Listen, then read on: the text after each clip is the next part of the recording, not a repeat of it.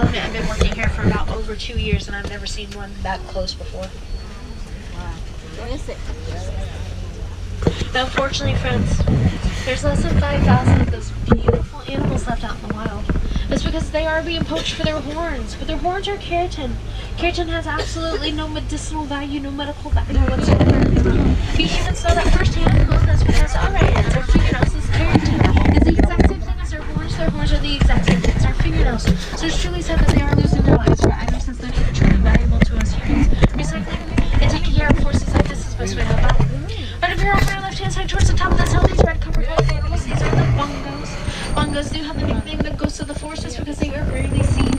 They're one of the heaviest forest antelopes, just about 500 to 900 pounds.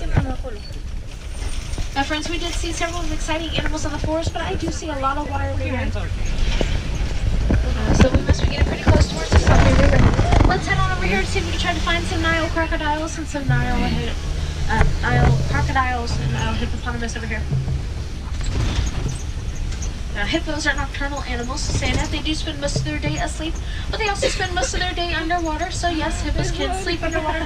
They can hold their breath up to about 5 to 8 minutes at a time. When hippos go underwater, they'll scrunch their nose, hold their ear in their ears, that way the water goes through as they walk along the bottom of riverbanks. Hippos can swim, but they don't really prefer to. That's why they will stay in shallow river waters. There's a hippopotamus over here off on our right. There's absolutely nothing wrong with it. It's just snoozing out in the sunlight. And then over here off on our left-hand side, we'll see a couple more hippos. When you see a group of hippos, you're actually seeing a bloat. That's right. That's what a group of hippos are called. They're called a bloat. On the island, these great white birds, these are the pink-back pelicans. Pink-back pelicans get their names from the coloration that their back feathers show during mating season. Both male and females will attend to their nests once they're fully built, and they have young ones on the way. Please, friends, as we are going through the safari, make sure everybody is completely seated at all times. There is no standing up on the vehicles, especially while it's in motion. So please stay seated, my friends. Hippos, when they're born between 60 and 110 pounds. Females can weigh up to 3,000 pounds for the grown, while males vary between 3,000 and 5,000 pounds. They are the most dangerous animals in all of Africa. That's because they are extremely territorial. So they're far more dangerous than these Nile crocodiles right up here off on our left. These are actual Nile crocodiles. They do have a weight more than 2,000 pounds and can grow to be over 16 feet long.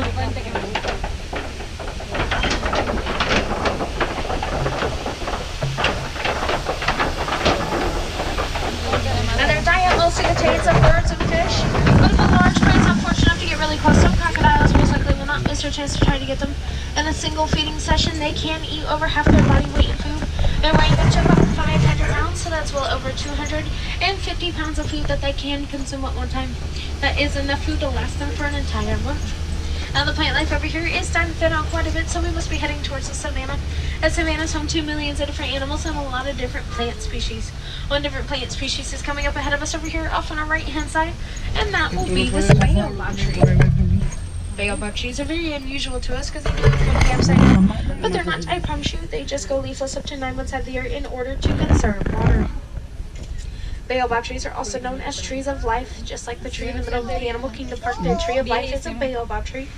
The reason why they are called that is because of their tree trunks. Their trunks can hold thousands of gallons of water, and animals do whatever they can to get the water out during their droughts. Now the wide open space here in the savanna plains allows the animals to use their speed and their agility to avoid their predators. All of the animals in the forest would hide from them because there's more of those obstacles in the way.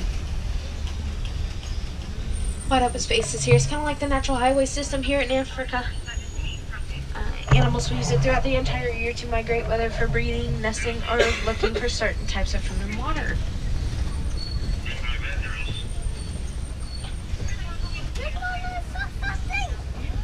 Now friends, the first animals out on our savanna plains that we're able to see this afternoon is going to be these Nkoli cows. The animals with the very large horns. Nkoli cattle are the only domesticated animals in this entire reserve. They are also known as Watusi cattle, named after the tribe that first domesticated them. Although those horns are pretty heavy, they're not. They just have a honey-like structure on the inside that is full of blood vessels. That's how the animals can regulate their body temperature. Those horns can grow to be about 6 feet in length for one horn. So putting them both together, that's a little over 12 feet.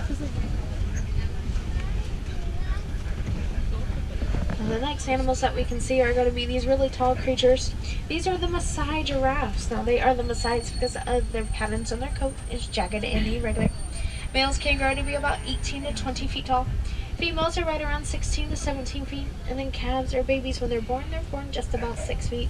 They do have to be that tall in order to reach their mothers for nutrients. Giraffes have those two weird-looking things on top of their head. Those are called ossicones.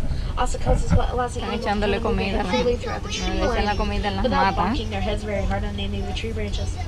Now, giraffes would need that because they spend about 18 to 20 hours on a 24-hour-day period eating out of the tallest plants. And since trees are the tallest plants, that's what they have to eat out of.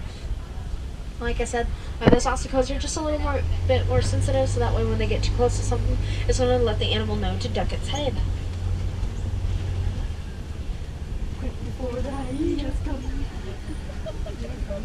Now right up here off on our left-hand side, we see some spotted hyenas. A lot of people believe that the spotted hyenas are part of the canine group.